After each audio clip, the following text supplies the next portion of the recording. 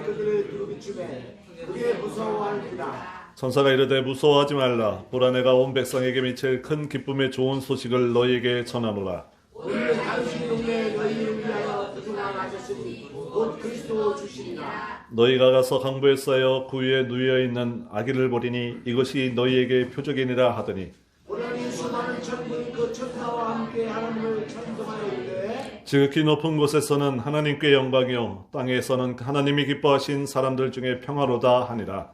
천사들이 따라 하늘로 올라가니 목자가 서로 말하되 이제 베들레헴으로 가서 주께서 우리에게 알리신 바 다 이루시는 줄 보자고 하여도 빨리 가서 마리아와 요셉과 그 위에 누인 아기를 찾아서 보고 천사가 자기들에게 그 아기에 대하여 말한 것을 들으니 듣는 자가 다 목자들이 그들에게 말한 것을 놀랍게 여기되 마리아는 그 모든 말을 마음에 새기려 생각하였더라. 함께 있습니다. 목자들은 자기들에게 이르던 바와 같이 듣고 본 그 모든 것으로 인하여 하나님께 영광을 돌리고 찬송하며 돌아가니라. 아멘. 성탄의 기쁜 소식을 하나님께서 우리에게 함께 맞이하도록 은혜를 베풀어 주셨음에 감사합니다. 아멘. 이 기쁜 성탄은 예수 그리스도가 이 땅에 오신, 하나님이 이 땅에 오신 우리를 향하신 그 사랑을 확증하신 날입니다. 예수 그리스도에 대해서 마태는 두 가지로 설명하고 있습니다. 육적인 탄생은 어떠한 것인가, 마태복음 1장에서 그래서 예수 그리스도의 족보를 소개하고 있고, 그 뒤에는 영적인 탄생은 어떠한 것인가, 동정녀 마리아의 탄생을 말하고 있습니다. 마태에 의하면 1장 1절에 이렇게 시작되고 있습니다. 아브라함과 다윗의 자손 그리스도 예수의 계보라 라고 합니다. 아브라함과 다윗의 자손 예수 그리스도의 계보, 족보다라고 말하고 시작합니다. 아브라함은 하나님이 원하시는 민족의 첫 출발에 선 사람입니다. 하나님이 원하시는 민족을 하나님께서 그를 통하여 어떻게 만들어 가시는가. 다윗은 하나님이 원하시는 그 왕국, 하나님이 원하시는 그 나라는 어떻게 일어날 것인가. 그 첫 출발이 다윗이었습니다. 아브라함은 민족의 첫 출발, 다윗은 그 하나님이 원하시는 나라의 첫 출발, 그리스도 예수는요 하나님이 원하시는 하나님 나라의 첫 출발이다라는 것입니다. 그러므로 그리스도 예수는 하나님 나라의 선포이기도 합니다. 그리고 이제 하나님 나라가 이제 본격적으로 시작되었음을 알리는 하나님의 선언이라는 것입니다. 그러므로 예수 그리스도가 탄생하실 때 나타나는 사건들, 그리고 그 계시를 통해서 그 계시에 함께하는 사람들은 하나님 나라의 구성원은 어떤 사람들이며 또한 그 사람들은 어떻게 행동하며 믿음을 발휘해야 될 것인가를 우리에게 설명하고 있습니다.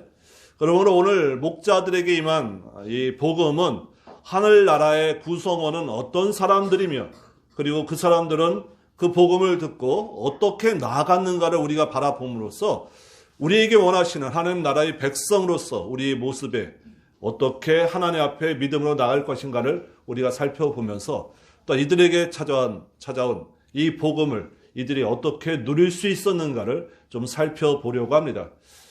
성탄절은 하나님께서 아담으로 인해서 파괴된 피조물의 질서들, 그가 만드신 이 나라에 대한 하나님의 주권을 회복하기 위한 그 첫 출발이었다라는 점에서 성육신의 신비가 있습니다. 예수님이 이 땅에 오셨다라는 것은 이제 마귀 권세를 깨트리고 이 땅에 오염된 하나님 나라의 원래의 회복대로의 시작을 하나님께서 하시겠다라는 일방적인 선포가 우리에게 주어진 날이다라는 것입니다. 그것이 인간이 죄악 때문에 스스로 하나님 앞에 갈 수 없습니다.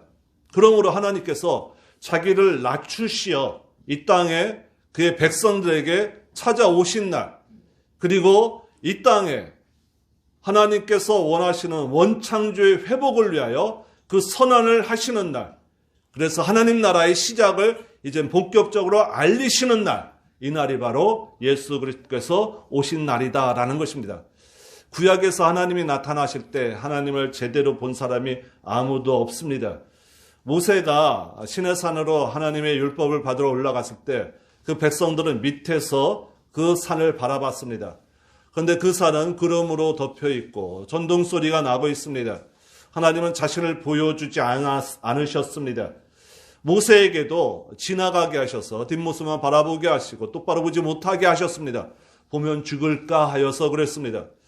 에스겔의 환상 가운데 나올 때도 하나님은 에스겔이 볼 때 마치 4가지 동물처럼 보이기도 하고 물은 불마차처럼 보이기도 하면서 자신을 정확하게 그에게 보여주시지 않았습니다. 근데 그 하나님의 백성에게 자신을 보이시지 않던 하나님이 인간의 모습으로서 우리와 함께하는 모습으로서 우리 안에 오신 날, 그날이 바로 예수 그리스도의 탄생, 메시아의 탄생, 성탄절이라는 것입니다. 그러므로 이 하나님께서 우리에게 찾아오신 이 은혜는 구약시대에 감춰져 있던 하나님의 형상에 대한, 하나님의 모습에 대한 궁금증을 해소하는 날이 아니라 그 하나님의 영광을 우리가 봄에도 불구하고 죽지 아니하는 은혜를 맛보는 날, 그리고 하나님께서 친히 낮고 천한 우리에게 찾아오셔서 우리를 구원 사역에 이루시는 그 첫 출발을 친히 그분께서 하시는 날로 우리에게 선포되었다라는 것입니다. 그래서 천군 천사가 목자들에게 나와서 하는 말이 무엇인가? 우리 14절 보십시오. 지극히 높은 곳에서는 하나님께 영광이라 라고 합니다. 왜 하나님께 영광입니까? 예수 그리스도께서 오시는 것이 왜 하나님께 영광이죠?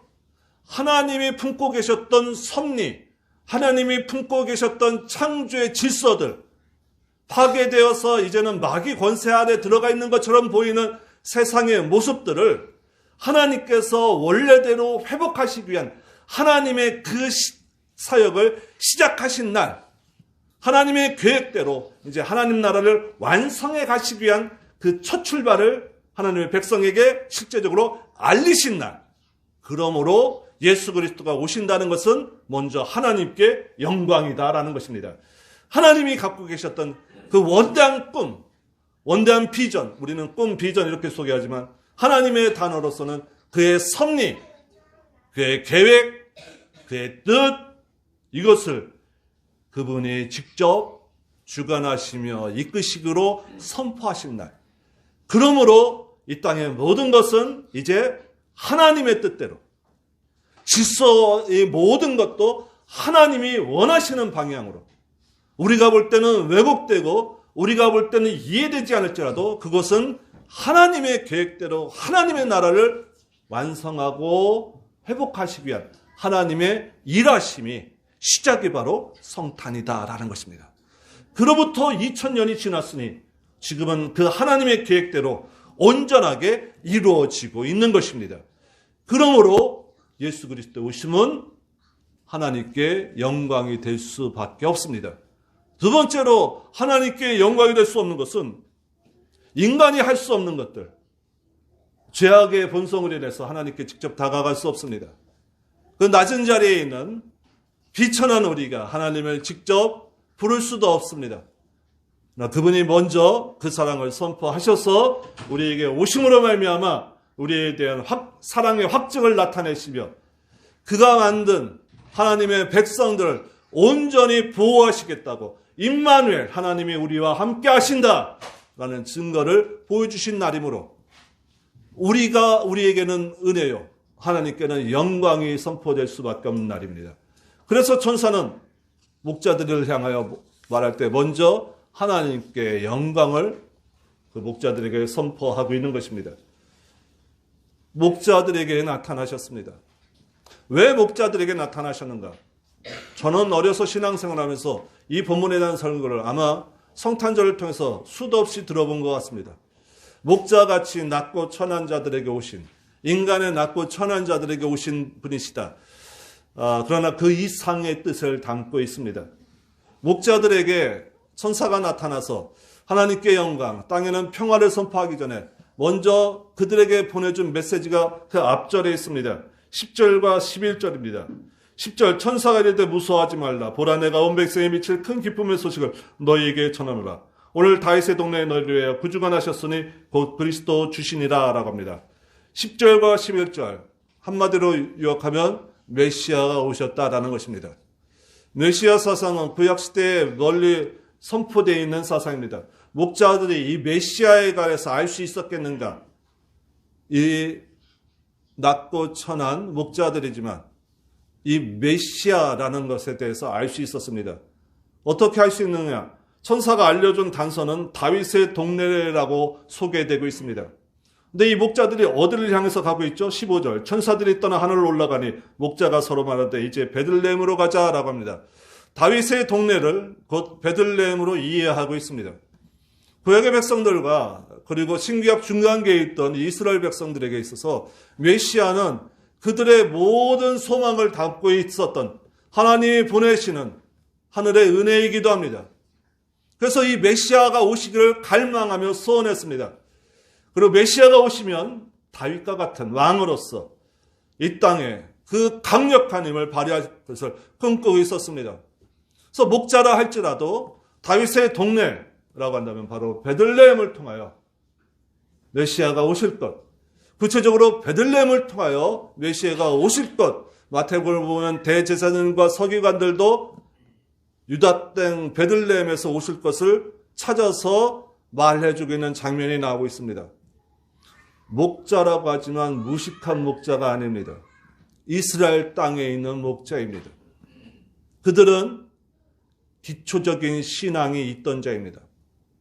대제사장 서기관들처럼 구약의 어떤 구절을 찾아서 바로 여깁니다 하고 증거를 내세울 수는 없지만 그들 가운데 소망이 있는 것은 무엇이냐? 하나님이 우리를 위하여 메시아를 보내신다라는 것입니다.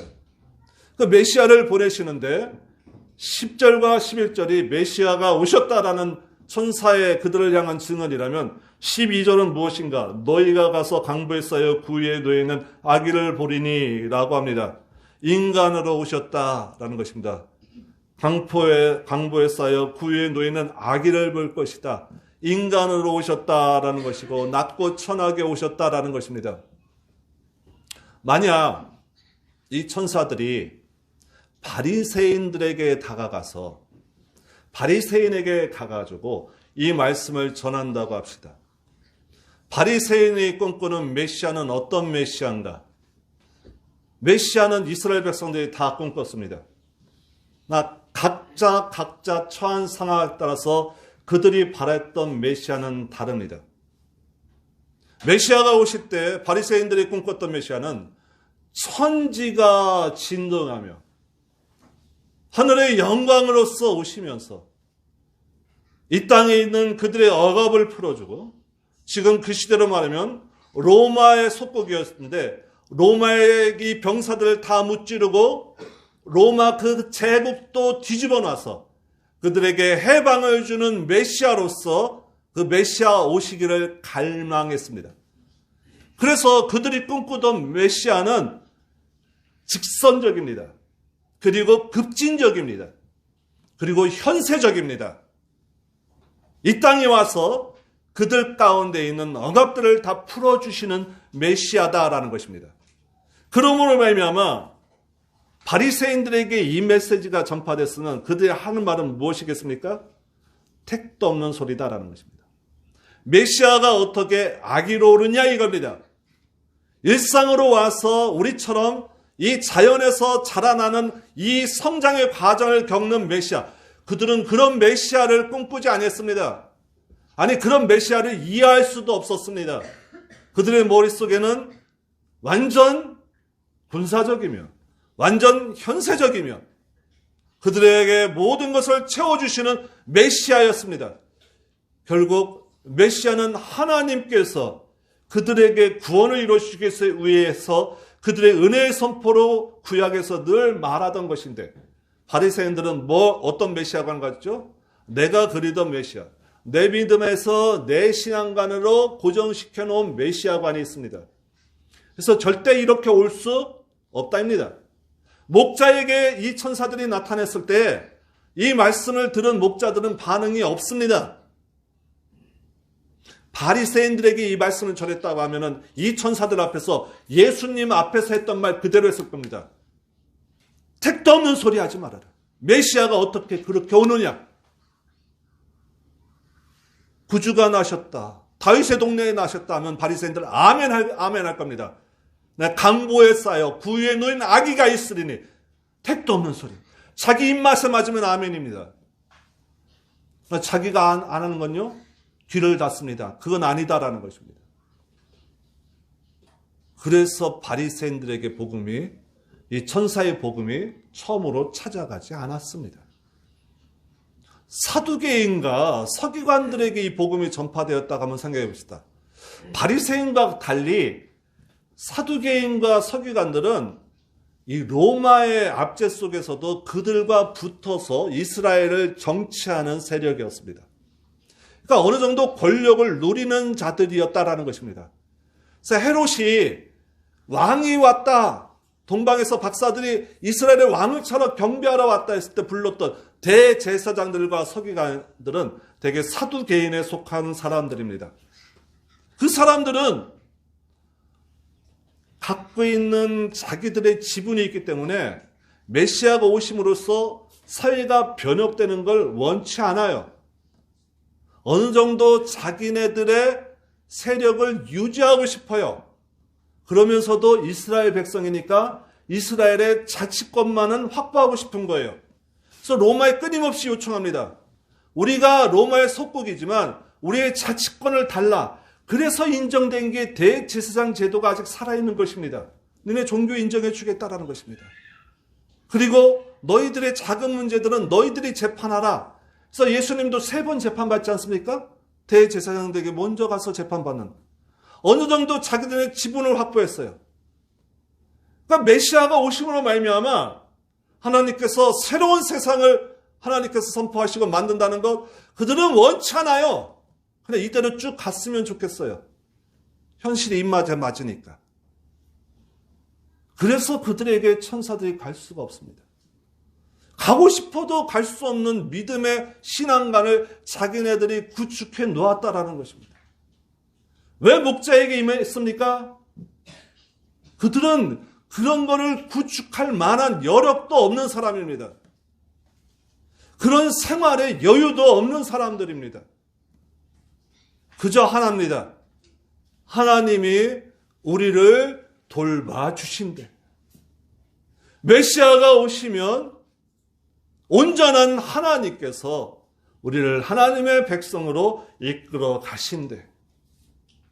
그저 하나님이 주신 하나님의 말씀에 대해서 왜곡되지 아니하고 삶 속에서 자기의 식견대로 변형시키지 아니하는, 그저 말씀을 말씀으로 받는 그런 목자에게 하나님께서 나타나시고 천사의 음성을 들려주셨다라는 것입니다. 목자에게 나타난 이 복음은 오늘날 우리에게도 요청되는 것입니다. 아까 마태가 1장 1절을 통하여 하나님 나라의 시작을 알렸습니다. 그 이후에 일어나는 사건들은 모두 하나님 나라의 구성원이 누구이며 어떻게 나갈 것인가. 하나님 나라의 구성원은요, 지식적으로 해박하며 말씀에는 목숨 걸지만 자기가 만들어놓은 믿음에서 떠나면은 그것은 터부시하고 그건 하나님의 말씀이 아니다라는 바리새인 같은 사람들에게 찾아오지 않았습니다. 생활의 여건이 이 정도면 충분하니 변화 필요 없습니다. 그냥 이 상태만 유지해 주십시오. 신앙을 자기 신앙의 어떤 삶의 조건과 여건으로 삼아서 그냥 편안한 삶만 누리기를 원하는 이 기득층, 대제사장, 서기관, 사두개인들에게 천사가 오지 않으셨습니다. 말씀을 말씀으로 받을 줄 아는. 그래서 그 말씀을 왜곡시키지 않고 그저 하나님 말씀을 받은 것에 대한 감격과 그 은혜로만 나아갈 수 있는 자, 그 심정으로 살아가는 자, 그런 목자에게 오셨다라는 것입니다. 신앙생활을 오래 하셨습니다. 우리가 오랜 신앙생활을 하면서 내 신앙이 바리새인처럼 굳어져 가고 있지 않은지, 혹시 사두개인처럼 굳어져 가고 있지 않은지, 2019년 성탄절을 맞아요.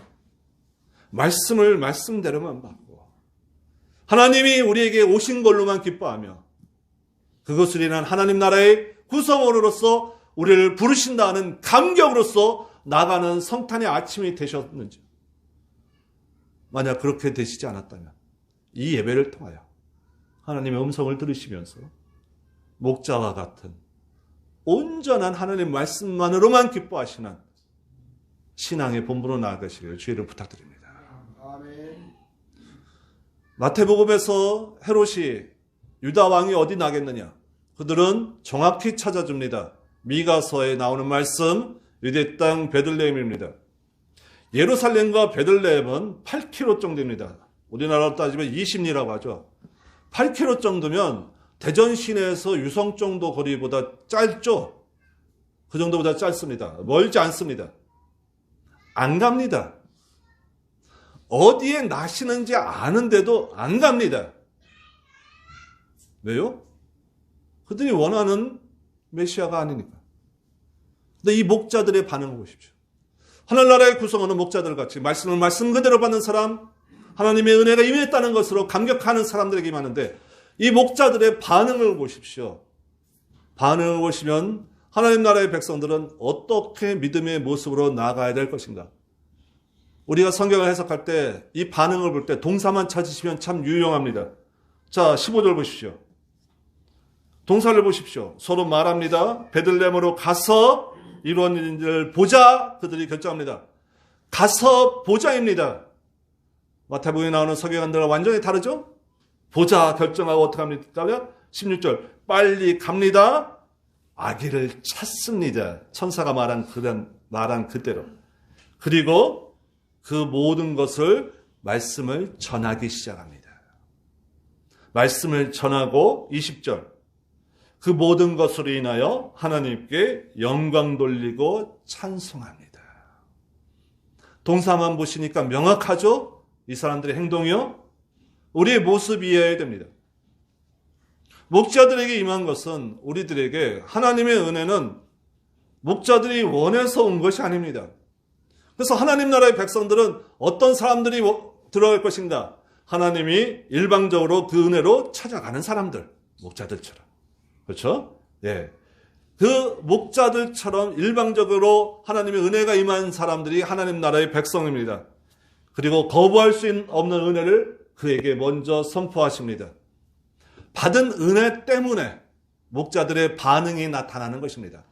목자들의 반응 때문에 하늘나라 백성 삼으시는 것이 아닙니다. 그들에게 임한 것이 먼저였습니다. 그들이 원했는데 찾아오신 것이 아니라 일방적으로 먼저 찾아가셨고 먼저 은혜를 선포하십니다. 하나님 나라의 백성은 이것입니다. 우리에게도 동일하게 하나님 먼저 찾아오셔서 은혜를 선포하시고 하나님 백성 삼으셨습니다.